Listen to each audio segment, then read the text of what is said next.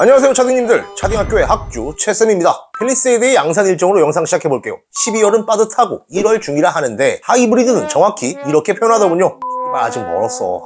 그런데 모 렌트사에서 팰리의 추정 가격을 자신들의 홈페이지에 게재했죠. 추정 가격이라 하지만 만약 불확실한 정보라면 고객에게 매우 큰 혼선을 줄 겁니다. 그런데 기업 입장에서 그런 리스크를 감당하면서까지 이런 정보를 제공할 필요가 있었느냐? 분명 어떠한 정보를 얻었거나 수년간 차를 팔아온 경험을 바탕으로 산출한 가격일 거라 판단합니다만 근거나 전망이 없습니다. 그럼 그걸 제가 해드리죠. 10년간 자동차밥 먹어온 제 경험을 녹여 이야기 쉽게 안내드리겠습니다. 팰리세이드의 핵심은 바로 포지션이었습니다. 그럼 끝까지 집중!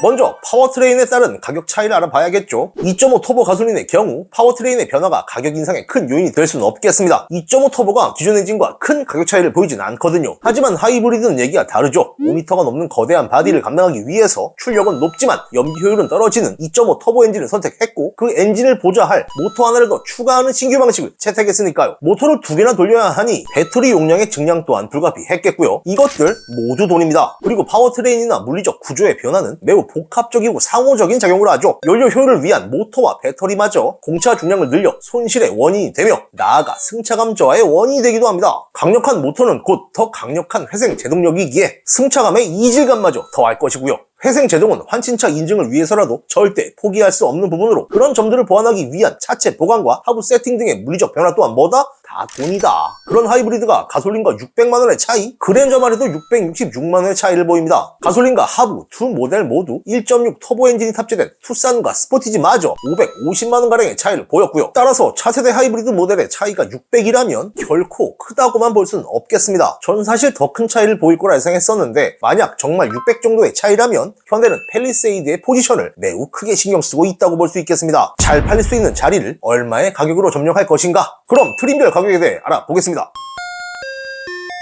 이 렌트사는 엔트리 등급의 가격 인상폭을 400으로 예상했더군요. 400 인상의 근거를 팰리 엔트리급의 경쟁 차량에서 한번 찾아봤는데 그 전에 먼저 풀체인지된 그랜저와 산타페를 참고해보면 각각 446만원과 321만원의 인상폭을 보였습니다. 제작 단가나 상품 구성, 출시 시기의 시장 상황 등의 차이가 있긴 했지만 그랜저는 출시 3년 차에 접어든 K8과 비교적 손쉬운 대결을 펼쳐야 하는 상황이었죠. 하지만 산타페는 같은 시기 페이스리프트로 돌아온 소렌토를 상대해야 했습니다. 풀체인지지만 언더둑의 포지션, 따라서 그랜저 보다 자세를 낮출 수밖에 없었죠. 팰리의 경쟁 상대는 엄연히 카니발인데요. 누군가는 그 의견에 동의할 수 없을지 몰라도 그건 팰리세이드의 9인승 출시가 말해줍니다. 야 카니발 너 나와. 팰리의 9인승 출시는 카니발에 대한 선전포고라 봐야죠. 더 이상 부가세 환급이란 혜택 때문에 고객을 뺏길 수 없다. 더 이상 개별 소비세 면제를 너만 받게 할 수는 없다. 바로 이겁니다. 그런데 카니발이 무서운 진짜 이유는 그냥 카니발이 아닌 시그니처급의 카니발이기 때문이죠. 팰리의 꼬리로 카니발의 머리를 상대해야 하는데 따라서 그랜저와 산타페의 사이값인 400의 인상은 아주 적절하다고 봅니다. 그런데 가격만 부풀린 속빈 인상이라면 카니발의 머리에 도전장을 내밀 수는 없겠죠. 400만원을 통해 시그니처 카니발과 경쟁할 수 있는 최소한의 상품성을 갖출 것으로 예상됩니다. 그렇지 않다면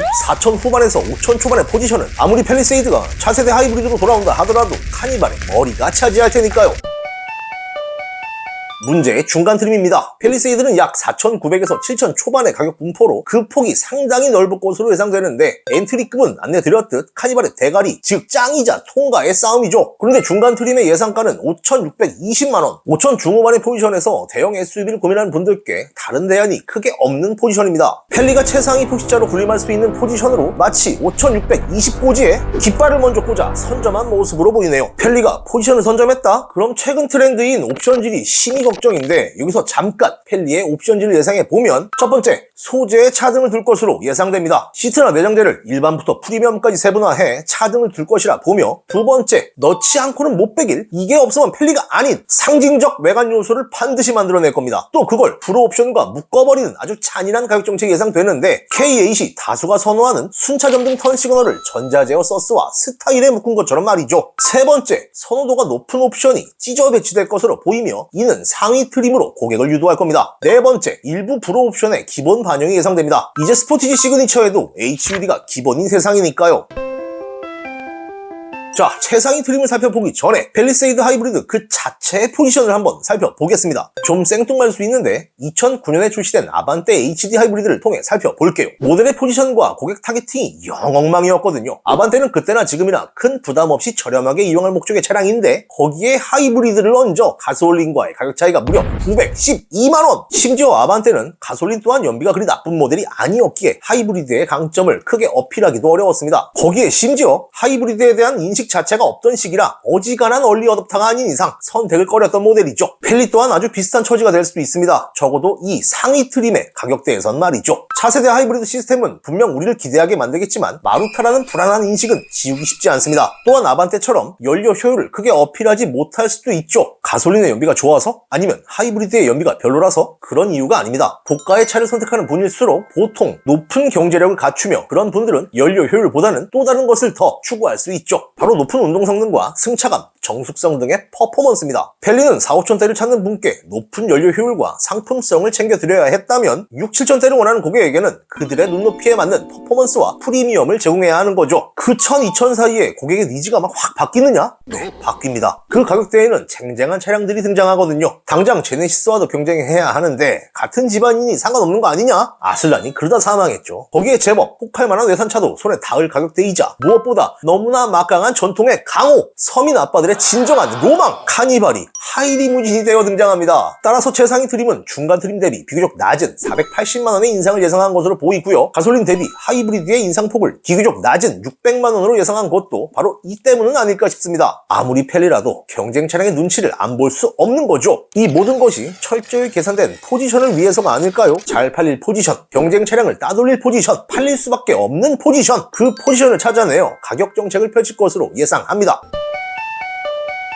오늘 이야기를 정리하자면 기존 모델 대비 400만원가량의 인상은 불가피하지만 엔트리 등급의 상품성은 제법 갖출 것으로 예상된다는 점, 하지만 경쟁자가 없는 일정 가격대에서는 최상위 포시자가 되어 우리를 공격할 수 있다는 점, 아무리 차세대 하이브리드로 돌아올 펠리라도 경쟁 차량과의 싸움은 각오를 단단히 해야 할 것이란 점입니다. 그럼 다음 시간에는 오늘 예상해본 가격을 바탕으로 견적을 예상해보는 시간 가져볼 건데요. 할부와 함께 최저가 장기 렌트 견적을 미리 살펴볼 다음 시간에도 많은 관심과 구독 부탁드립니다. 상담은 더보기의 링크로 언제든 문의 주시기 바라며 차도 공부합시다. 저는 차딩학교의 채쌤이었습니다. 감사합니다.